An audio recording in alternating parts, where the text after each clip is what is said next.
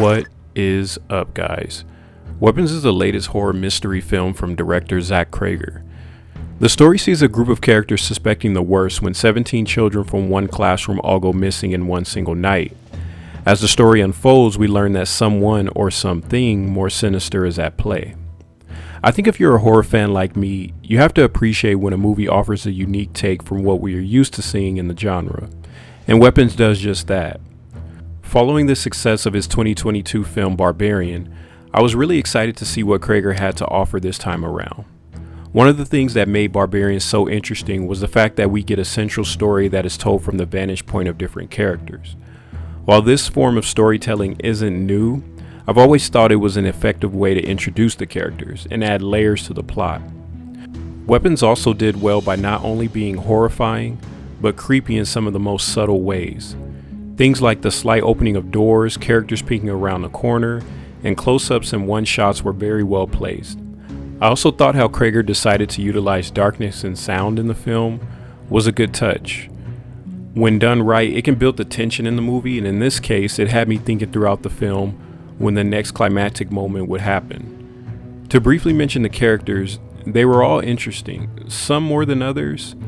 Each character served a purpose in the story, and the ones that were more of the main characters gave the audience something to connect with and root for. If I had to say one thing that didn't work for me, was the use of certain comedic moments in the film. It didn't ruin the movie by any means, but there was one or two scenes I would have tweaked just a little bit.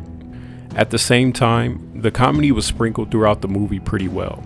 For a movie that's more of a horror mystery, the comedic tone that's layered throughout served as a diversion for the scary moments.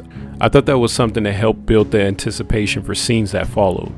Let's talk about the third act for a little bit.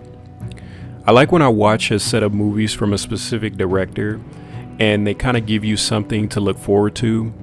You think of movies like the Alien series where you know you're going to get some crazy third or fourth act. And in this case, having seen Barbarian, I think that's sort of the expectation for me going forward when we get movies from Zach Cregger. The third act in this movie is insane, with a similar excitement to what we see in Barbarian. Now, I don't think this one will be everyone's cup of tea per se, but I really do think if you're a fan of horror, you'll find it refreshing to see a movie that is not afraid to do things a little differently. Overall, Weapons is a great film. It's a movie that can be appreciated whether you're a fan of horror or mystery crime dramas. Check it out in IMAX if you get the chance, because there's just no other way to experience it. I think this is another great addition to Zach Cregger's catalog, and with two great movies back to back, it really seems like he's starting to put his stamp on horror.